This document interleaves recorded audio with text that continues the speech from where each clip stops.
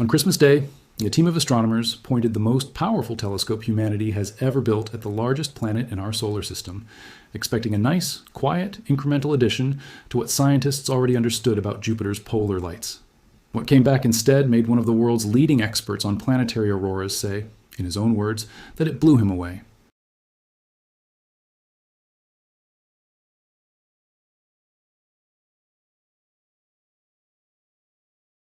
When combined with an entirely separate telescope's observations, taken at the exact same moment, produced a result that, according to the researchers themselves, should not be physically possible at all. This is the real story of what NASA's James Webb Space Telescope actually captured at Jupiter's poles, why the scientists studying the results are still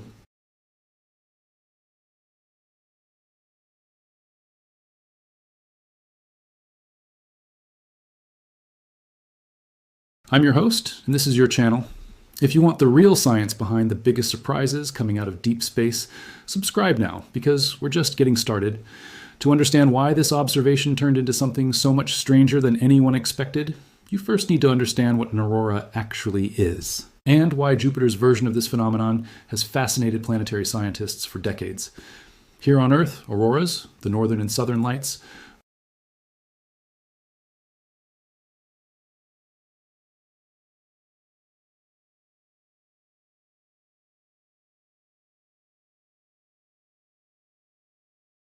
it's a beautiful, relatively well-understood process, driven almost entirely by activity happening on the Sun, 93 million miles away.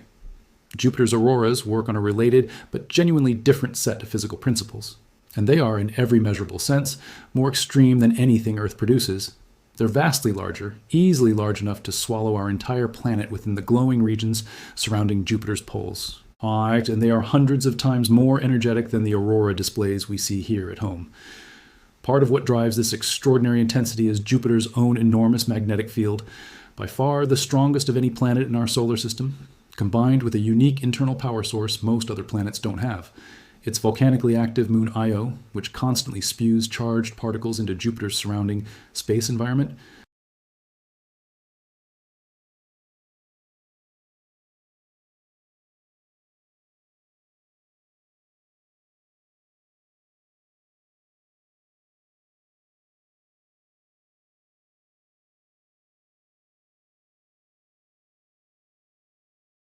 What the James Webb Space Telescope brought to this ongoing area of research was something no previous instrument had reliably offered: the sensitivity to actually capture how quickly these auroral features change, moment to moment, in genuinely fine detail. On December 25th, 2023, a research team led by Jonathan Nichols of the University of Leicester in the United Kingdom used Webb's near-infrared camera to observe Jupiter's northern aurora at a specific infrared wavelength, 336 microns, chosen specifically because it's well suited to detecting emission from a molecule called trihydrogen cation, commonly abbreviated as H3+. This particular molecule forms when high-energy electrons slam into molecular hydrogen in Jupiter's upper atmosphere.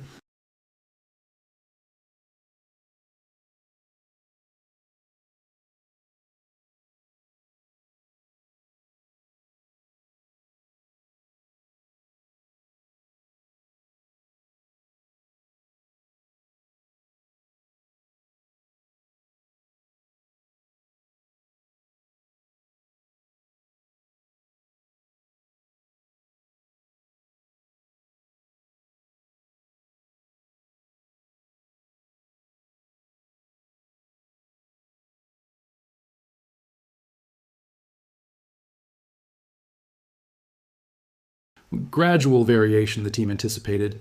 They observed the entire auroral region fizzing and popping with light, in some cases changing noticeably by the second.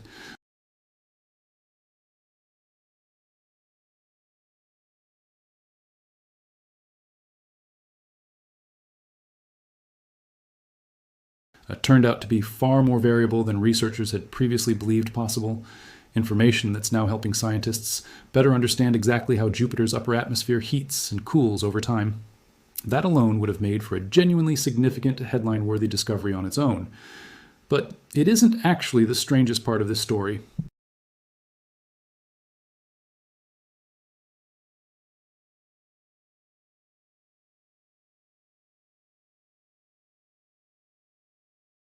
Simultaneously, in ultraviolet wavelengths, NASA's Hubble Space Telescope was also capturing images of the very same auroral region at the very same moment, giving researchers a rare,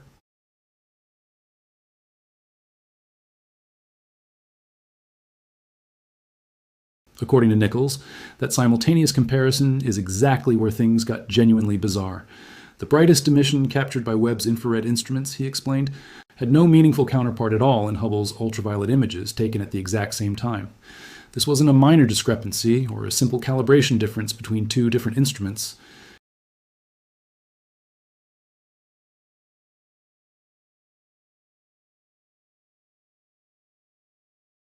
In their respective wavelengths, the underlying physical cause would require an enormous quantity of extremely low energy particles striking Jupiter's atmosphere at the same time, a scenario that,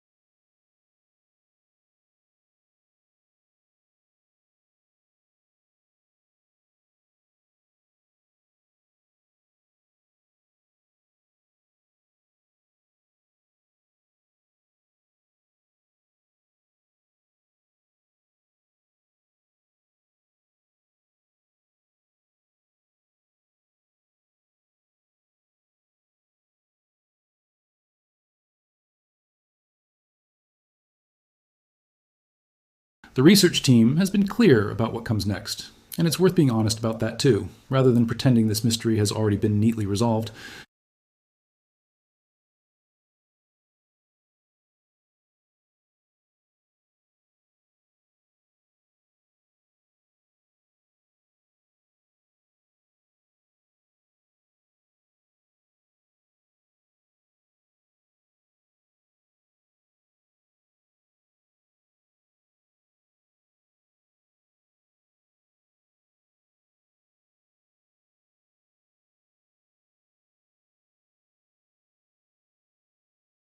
These findings were published in the peer-reviewed journal Nature Communications, giving this discovery the same level of scientific scrutiny and rigor applied to any major finding in planetary science.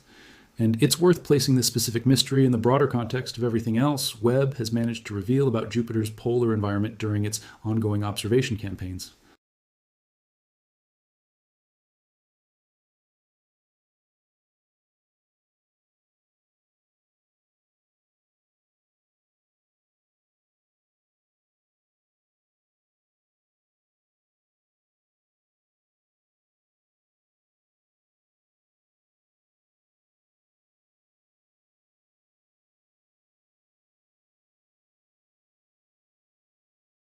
What makes this particular Christmas Day observation worth genuine attention isn't simply that it produced a beautiful new image of Jupiter's aurora, striking as those images genuinely are. It's that a routine, carefully planned scientific observation, using two of the most sophisticated space telescopes ever built, working together simultaneously, produced a specific, measurable, reproducible physical result that doesn't currently fit inside the framework scientists have spent decades building to explain how Jupiter's magnetosphere actually operates.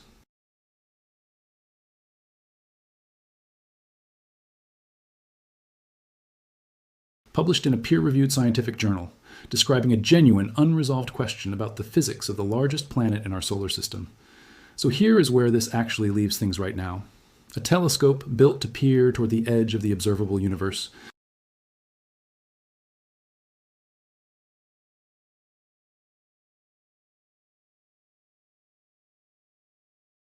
Far faster than anyone had previously documented, alongside a genuine, unexplained physical puzzle involving exactly how much low-energy particle activity would be required to produce what both Webb and Hubble recorded simultaneously. Researchers are actively working to solve that puzzle right now, planning further observations and direct comparisons with data from NASA's Juno spacecraft. Until they do,